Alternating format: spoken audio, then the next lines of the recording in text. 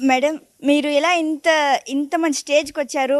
ఈ మధ్యలో మీరు ఎటువంటి క్రిటికల్స్ ఫేస్ చేశారు మేడం? కమ్యా నేను ఈ స్టేజ్కి ఇప్పుడు మీకు చెప్పినట్టు it is all hard work. ఏది ఈజీగా రాదు.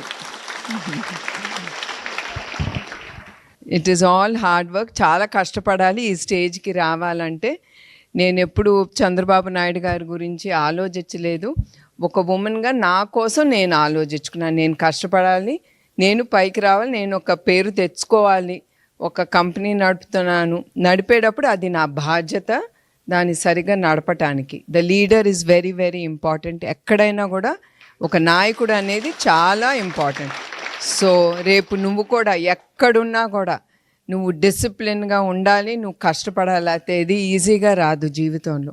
ఎవరో తెచ్చి నీకు ఇస్తారు నీ చేతిలో అనుకోవటం, that's not okay. Government will help, 10 మంది వచ్చి నీకు సహాయం చేయొచ్చు, కానీ చివరికి అది నీ చేతిలో ఉంటుంది. నువ్వు కష్టపడి నువ్వు పైకి రావాలి.